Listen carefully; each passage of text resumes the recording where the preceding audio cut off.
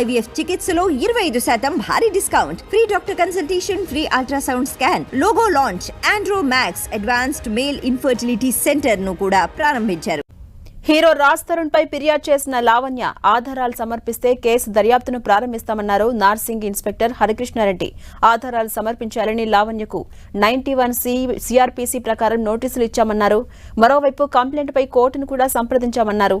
Court ఆదేశాల మేరకు నడుచుకుంటామని చెబుతున్న నార్సింగ్ ఇన్స్పెక్టర్ హరికృష్ణారెడ్డితో మా ప్రతినిధి Sunil face to face.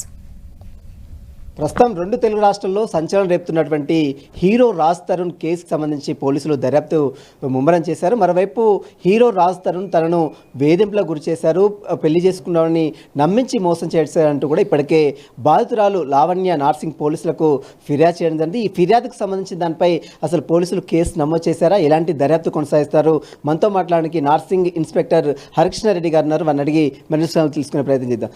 Raj తరుణ్పై ఇప్పటికే లావణ్య కంప్లైంట్ చేసింది. అసలు కంప్లైంట్ సంబంధించి ఎఫ్ఐఆర్ నమోదు చేశారా, కేసు దర్యాప్తు ఏ విధంగా కొనసాగుతుంది? 29 తారీఖు రోజు మాకు పిటిషన్ ఇవ్వడం జరిగింది. సో ఇద్దరు రిలేషన్లో ఉన్నట్టుగా. ఇప్పుడు ప్రజెంట్ ఆమెను వదిలేసి వేరే అమ్మాయితో ఉన్నాడు, ఈమెను పట్టించుకోవట్లేదు. సో అవతల ఎవరైతే అమ్మాయి ఉన్నారో ఆ అమ్మాయి వాళ్ళ రిలేటివ్స్ కావచ్చు, అమ్మాయి కావచ్చు, ఈమెను థ్రెటన్ చేస్తున్నట్టుగా ఒక పిటిషన్ ఇవ్వడం జరిగింది. ఈ రాజ్ తరుణ్ అనే అతను నాకు కావాలి, నేను అతని దగ్గరే ఉండదలుచుకున్నాను అని చెప్పేసి ఆమె రాబట్టే అవతల అమ్మాయి ఎవరైతే ఉన్నారో ఆ అమ్మాయి రాబట్టే వీళ్ళిద్దరి మధ్యలో డిస్ప్యూట్స్ వచ్చినాయి. దాంట్లో పోలీసు సహకరించాలని ఒక పిటిషన్ అది ఇవ్వడం జరిగింది. దాంట్లో యాజ్ పర్ ప్రొసీజర్ ఏముందో అది ఆమెకు ఒక నోటీస్ ఇవ్వడం జరిగింది. ఎవిడెన్స్ థ్రెటన్ చేసిండ్రు అన్నదానికి ఎవిడెన్స్ ఏముందనేది ఇవ్వమని చెప్పేసి నోటీస్ ఇవ్వడం జరిగింది. ఆమె ఎవిడెన్స్ ఏదైనా ప్రొడ్యూస్ చేస్తే దాన్ని బట్టి ఫర్దర్గా ప్రొసీడ్ అవుతాం. కంప్లైంట్ ఇచ్చిన తర్వాత రాజ్ తరుణ్తో మీరు మాట్లాడే ప్రయత్నం చేశారా, అతన్ని సంప్రదించే ప్రయత్నం ఏమైనా చేశారా? లేదు, ఈమె ఏదైనా ఎవిడెన్స్ ఇస్తే ఫర్దర్గా యాజ్ పర్ ప్రొసీజర్ ఏముందో ఆయనకు నోటీస్ ఇవ్వడమో పిలిపించడమో ఏం చేయడం అది చేస్తాం. మీరు 91 CRPC ప్రకారం నోటీసులు ఇచ్చారు కదా, ఎందుకు ఎవిడెన్స్ ఇవ్వట్లేదు? అంటే ఏం చెప్తుంది? ఎవిడెన్స్ ఇవ్వాలంటే ఇంకా టైం కావాలని చెప్తుందా, ఎలాంటి ఎవిడెన్స్ ఉన్నాయని ఆమె చెప్తుంది?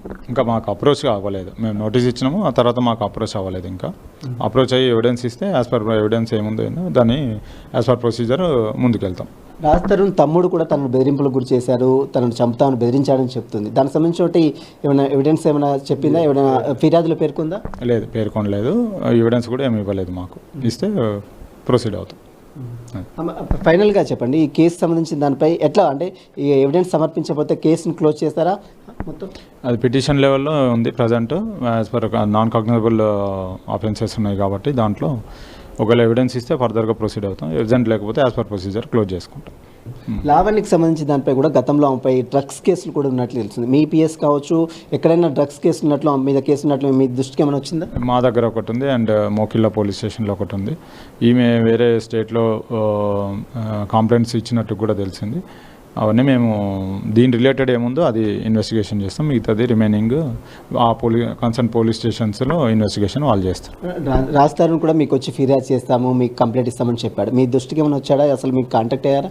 రాలేదు, మా దగ్గర రాలేదు, మా దృష్టికి రాలేదు. ఒకవేళ అవసరం అనుకుంటే మేమే పిలిపిస్తాం, లేదంటే నోటీస్ ఇస్తాం.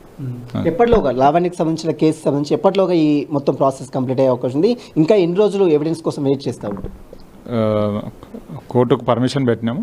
కోర్టు ఆర్డర్స్ ఏదైనా ఎఫ్ఐఆర్ చేయమని కానీ అది ఏదైనా ఆర్డర్స్ ఇస్తే as per honourable court orders ప్రకారం మేము ఎఫ్ఐఆర్ చేసి ఇన్వెస్టిగేషన్ చేస్తాం. అంటే ఏ కోర్టుకు అప్రోచ్ అయ్యారు, అంటే ఎలా ఏమని అభ్యర్థించారు కోర్టును? ఎఫ్ఐఆర్ నాన్ కాగ్నిజబుల్ కంటెంట్స్ ఉన్న వాటిలలో ఎఫ్ఐఆర్ చేయడానికి కోసం కోర్టు పర్మిషన్ తీసుకోవాల్సి ఉంటుంది.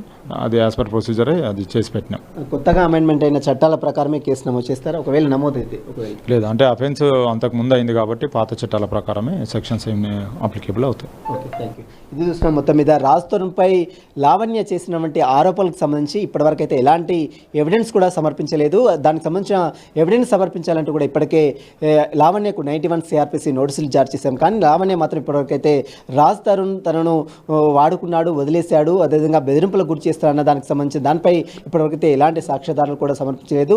మరోవైపు కోర్టును సైతం తాము ఆశ్రయించాము. కోర్టు ఒకవేళ ఖచ్చితంగా నాన్ కాగ్నిజబుల్ సంబంధించినటువంటి కేసులో కోర్టు ఇన్వాల్వ్మెంట్ అయ్యి ఖచ్చితంగా కేసు నమోదు చేయాలంటూ కూడా కోర్టు ఆదేశాల మేరకు కేసు అయితే నమోదు చేస్తాం. ప్రస్తుతం అయితే ఒకవేళ ఎలాంటి ఎవిడెన్స్ సమర్పించకపోతే కేసును సైతము క్లోజ్ చేస్తామంటూ కూడా నార్సింగ్ ఇన్స్పెక్టర్ హరికృష్ణారెడ్డి చెప్తున్న పరిస్థితి.